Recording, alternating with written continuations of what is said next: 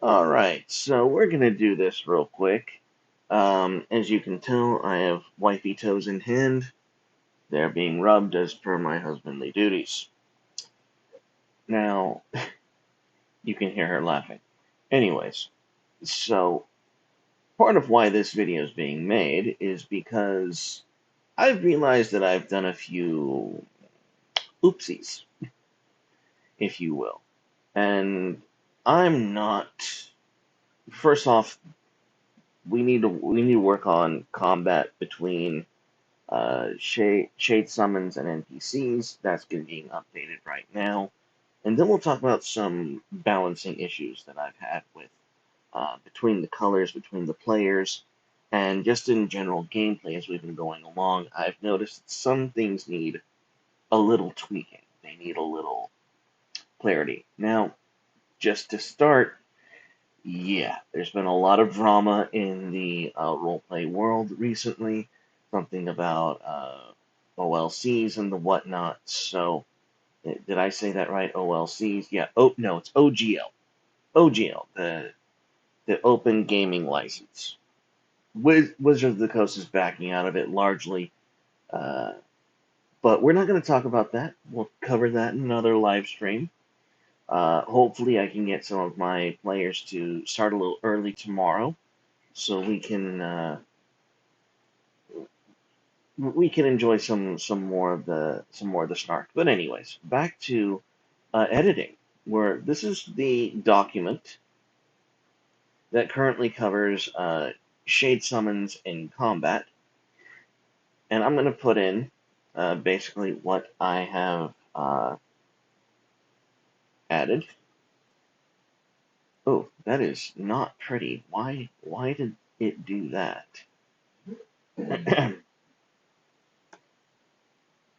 Why did it center everything? That's that is not cool. Not cool, my dudes. So um, let me uncenter all of that because it's triggering mechanisms. Do, do, do, do.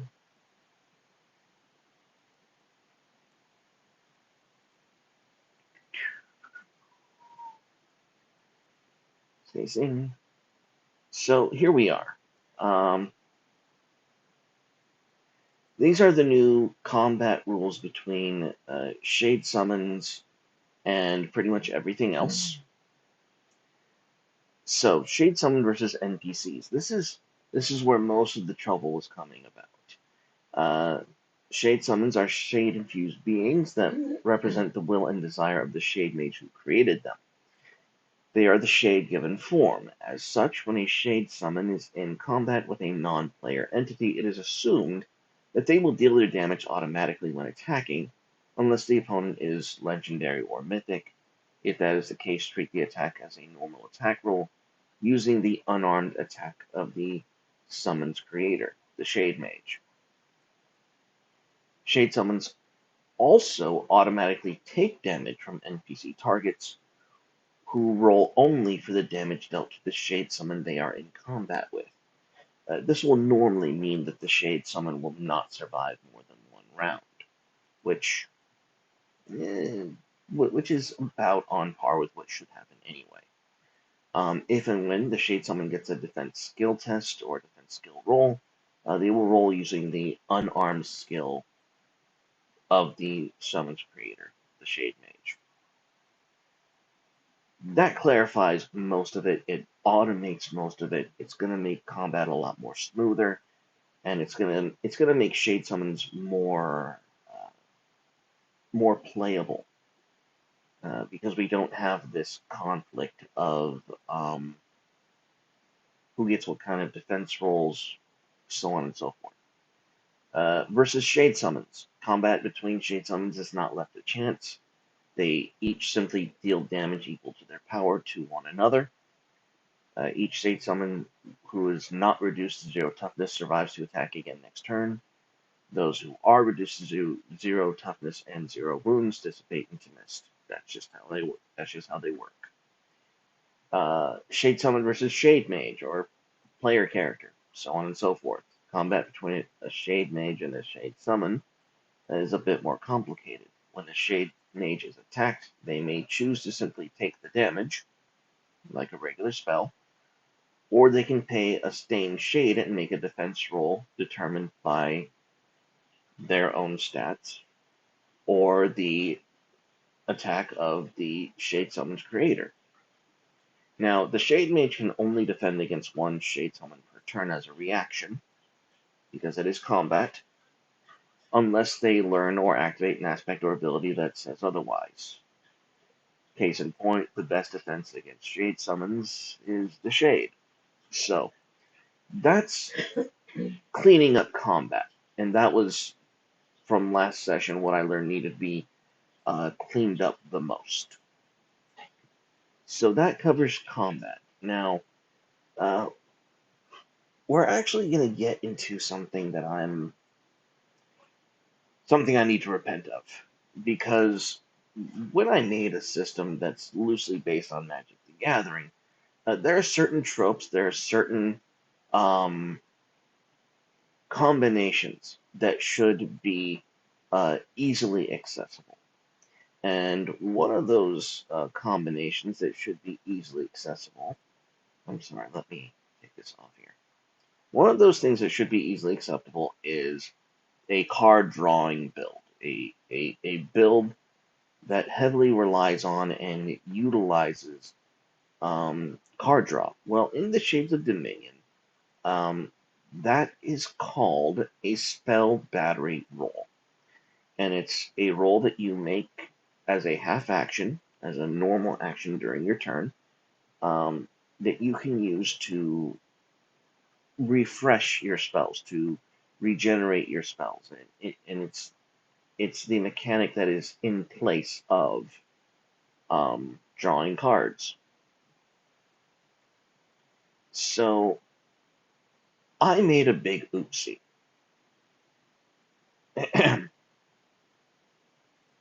I did a big oopsie, and the blue mage of our group was kind of side-eyeing the black mage and realizing this guy's able to do a few things I should be able to do far better. And I looked over the rules, I looked over the combinations, I looked over the potential, I looked over character aspects, and he was right. This, our black mage was able to out um, spell battery the blue mage, which should not have been the case in any way, shape, or form. So I have to own up to the error. I have to correct this imbalance in the universe. And so, um, without any further ado, I'm going to show you how we're going to get that done. Here we have the character aspects for knowledge, which he has 10 points in. He qualifies for these aspects. And we're going to take a look at the interrogation aspect. Interrogation is whenever a Shade Summon you command deals damage, add +1 to your spell battery dice until the end of this encounter. Now that's nice, but it's not enough. And while there are several spells that would allow him spell battery, um, because they're like level 1 shade cost spells, they only cost 1. They have the cost of having him exhaust spells as a consequence. So as an addition to interrogation, and also stimulating says whenever you shade summon an Aether shade summon, so a blue creature, add X to your next spell battery result, where X is the stained shade of that shade summon's cost. Fair enough. However, because my blue mage it is a knowledge mage, he has 10 in knowledge, so he should be able to do this he should be able to outperform the Black Mage in this. So we're going to balance that out right now. We're going to take a look at this interrogation aspect, and we're just going to say whenever a Shade Summon you command deals damage, and I'm going to leave that ambiguous because I don't necessarily want it to be indirect combat damage. It could be an exhaust ability that deals damage as well. Add +1 to your spell battery dice until the end of this encounter. And make a spell battery roll. That will make all the difference. And trust me, it will make all the difference. If you've seen this guy's summoning spells, his basic contraption spells, um, they're able to just snipe, and they won't kill anything. They'll just ping it for 1 damage apiece, but they will be able to deal that damage and make those spell battery rolls to the point where he's going to be able to um, pretty much refresh his entire library or any spell that he wanted every turn or every time that damage is dealt. Um, this is going to help him out significantly. It's going to help his build out significantly. However, we're not done. I still need to uh, cry my mea culpas. I still need to apologize because um, the the Black Mage is a little out of hand, and it's a little out of hand because I didn't balance correctly. I need to fix something else. So we're going to take a look at another aspect real quick and see what else needs correction. Do. And it again, you don't know what you don't know, and so when it comes to correcting this issue, I honestly didn't know what effect this difference would have, and it's a small difference. We're looking at the aspect here, Pain Blood. Um, this is a trait that cannot be deactivated by the Shade. Um, you can now use Ambition Library points to purchase spell templates from any attribute. Let me explain that. When you make a character, or as you're adventuring, um, you get library points to build your spells. Your library points help you build spells, to piece them together, and to make unique spells. So uh, what this mm, what this shade aspect does is it says, using your attribute score, you can pick spells from any attribute. Pretty nifty. Rules for shade capacity apply to your ambition attribute, your ambition score. The dominion for stain shade becomes corruption. And for each spell template you could have not otherwise gained access to normally, the cost for that spell now also includes taking 1 wound per spell template used to create the spell. Previously, this is the new version, taking 1 wound. Before I made this edit, it was measured in damage rather than wounds. And here's why that difference was significant. The Black Mage could simply cast any spell he wanted from any group, from any spell list he wanted, and only take damage. Now, in the Shades of Dominion, damage comes and goes with each turn. It just dissipates. It's not an actual. If you don't take damage equal to your toughness, the damage just disappears. The reason I changed it up to actually losing a wound is because that's something that actually costs the mage something.